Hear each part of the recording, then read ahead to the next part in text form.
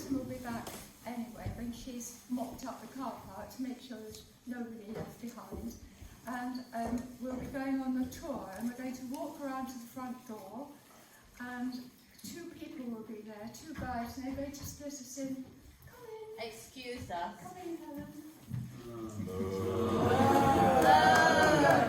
It's only because we're historic houses and she couldn't deal with it. She had to make her leave. I'm sorry, Mary. Let's leave Bob's fault.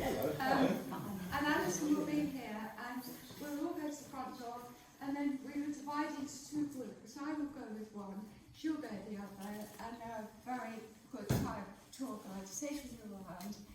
And we're going in opposite directions, so we're perhaps in the middle, so we all end back at the front door again in time for lunch at 12:30. But there will be then time to get a coffee or go to the loo if you need to. We meet here for lunch. And we do have a number in case somebody feels ill. This is first aid. Just we can ring straight away if somebody needs some help. And so first of all, I wish Alison were here because I want to talk about her. It's welcome. This is our first outing of the Charmouth Local History Society. I'm afraid we didn't get a caravan for you, but you've all managed to get here, and very welcome. And this is all due to Alison, who is actually, we know, good at the chateaux and good at chateau cottages, but she also has quite a high job, and she is a consummate professional. So she's put this together. I think left to the rest of us, it would have been just turn up and we'll all go around together. But it's not actually like that. So it's going to be a huge thanks to her. You are. Hello, we've just been talking about you.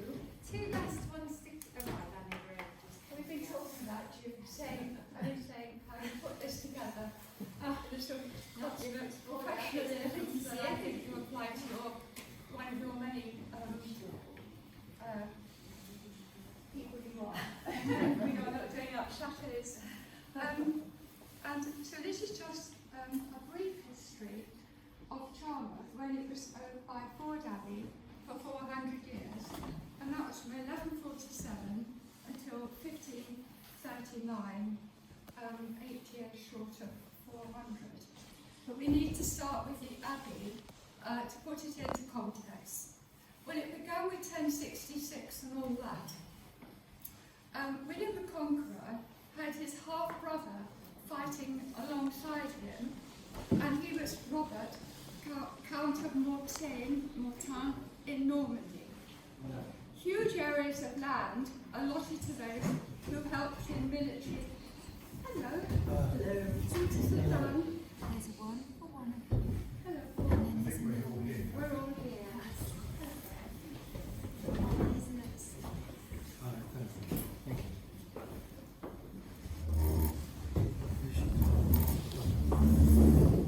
Right, we've welcomed you, and we thanked Alison in advance because we may not all meet again for putting all this together. And we're starting with the Abbey, which began with 1066 and all that. And Robert, Count of Mortain in Normandy, fought alongside William the Conqueror. He was his half-brother. And actually, huge areas of land were given to those who helped with military successes.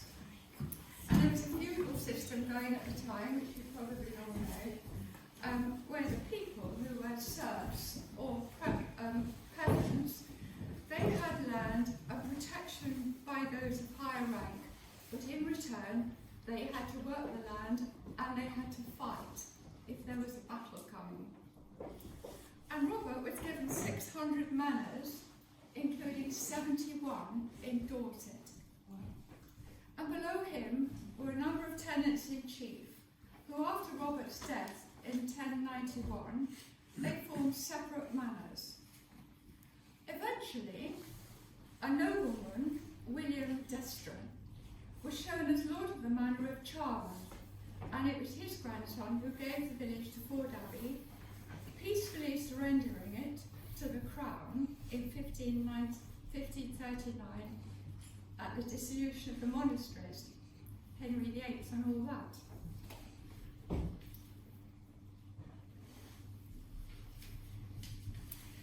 Now, the abbey had been founded in 1170, and how and why.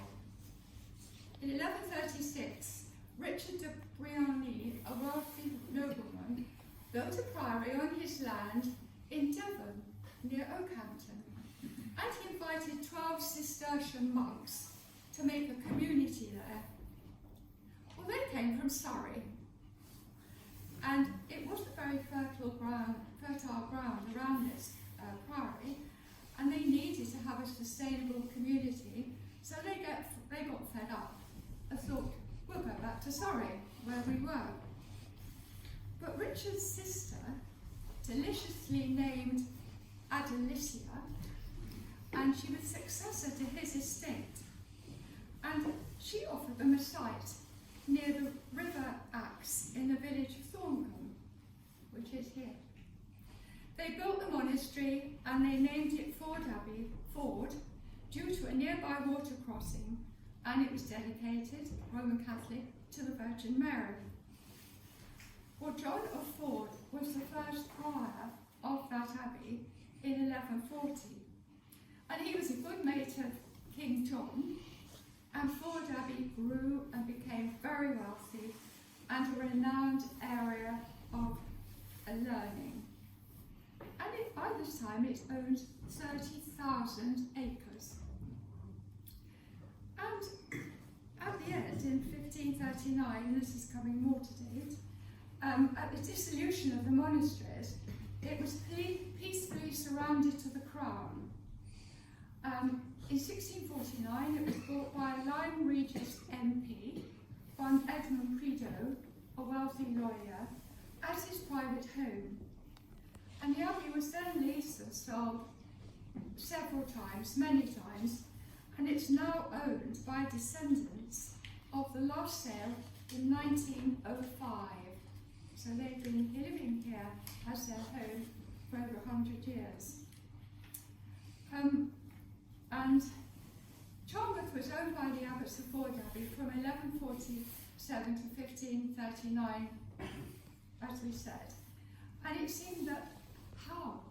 Well, it seemed that land would be given to them on the understanding that prayers would be said for the souls of the donors. And this was the period of the abbey's huge increase in wealth. And in 1170, one of these bequests given was Charmouth, then known as Cerne or Cernia, and additional gifts of blocks of lands for prayers for the soul were given until the abbey owned the whole village of Charmouth, and the current abbot at the time being called the Lord of the Manor. Now's the point. The effect of Charmouth and surrounding villages when owned by Forde Abbey for 400 years. Well, Charmouth is mentioned in the Domesday book in 1086. And I can't do better than read from Neil's booklet about Charmouth and Forde Abbey. So it's just a few more minutes and I can place it for you. No single owner of Charmouth had more impact on its history than Forde Abbey, whose abbots were to be its lords for nearly 400 years. Their abbey had been founded in 1147 and in time was to become one of the richest and most learned institutions in England. And that's when they owned the 30,000 acres in Devon, Dorset and Somerset.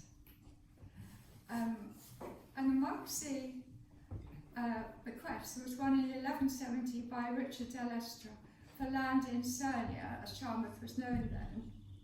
And that's when additional blocks and the Lord of the Manor was named in documents after that.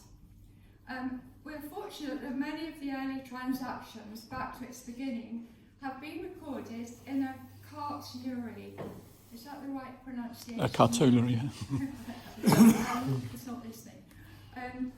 Which I looked up, and is a collection of source material. It might be a book, it might be a box of scrolls, anything like that, and which still survives to this day. This valuable book records 64 separate entries for Charmouth, which give a picture of the village during the time. And in it, it mentions its grange. Well, I looked that up and I couldn't really find a good definition for it. Would that be like the big house? I suppose so. Guildhall, mill, market cross, pillory, the wooden stocks, a fair, and a bridge. And amongst them is one for 1281, which refers to the church being battered by the sea and a new one needing to be built in a safer spot. But the most important event in Charmouth's history took place in 1290, when William, Abbot of Forde, improved the manor by making it a free borough. The entry is very descriptive of the boundaries of the village and the half-acre burgage plots that were to be created along either side of the street. Unfortunately, it was not a great success, and the borough never really took off. Many of the plots were amalgamated into larger ones so that the tenants could get a living from them. And Neil says, it's amazing if you look at aerial photographs and maps, the vestiges of the borough can still be seen. The 13th century wall along the rear of the buildings to the north of the street is virtually intact, and many of the long strip gardens can still be seen on both sides with a bank marking the south. Now there's a little bit of that history you can actually go and see, because I was taking 2 classes separately last summer to look at the history, and it was the wall. And I knew that a whole lot of children could go down there, touch it, look at it, and it was built then. And you can still go, if you go, part is at the end of the court, if you turn into the court. And if you're interested, there is a lovely shell grotto, but it's not shells, that's something else. I won't tell you what it is. There's a grotto there, which we showed the children as well. And that wall probably came to about here, and some years later there was an old lady who lived there who had very poor eyesight, and she was afraid people were looking over the wall at her from all those fields. And so she got a local builder around and said, I want you to add a bit on, but it's got to look exactly like the original. And he did the work, and she came out and peered at it. She said, it is just like the original. He said, oh yes, madam. And she paid him. And if you get a chance to look at it, it's nothing like the original. It's a real mess on top, but it's still there. And nearly finished. There was to be a revival in the fortunes of the village in the early 16th century under the last abbot, Thomas Chard, who was lord from 1501 until the dissolution in 1539, 38 years. He was instrumental in rebuilding the church in 1503, and a model construction by the village carpenter, Matthew Locke, shortly before it was rebuilt, many years later, revealed how it once looked, and I think we may have a model of it. And the last bit is that the initials TC, Thomas Chard, still grace a former doorway in the abbot's house, formerly known as the Queen's Arms, on the street, and provide a clue to the fine building this must once have been. And more recently, a picture of the front of the old manor opposite the church, across the road, in 1828, has come to light that shows the remnants of an ornate front and leaded windows similar to those of Forde Abbey when Thomas Chard rebuilt it, the manor. And the lay subsidy, which I can think is a sort of list or census, of 1525 reveals a population for the village of about 200 at the time. though it accounted for less than 10% of the total income of the abbey. And in 1539, a map was commissioned to show the defences along the southern coast, and although it's simplistic, it does give an idea of how the village looked, with a group of buildings surrounding the church. Unfortunately, the fortunes of the village were to change in the same year when the village was given back to the crown. And there's one last anecdote.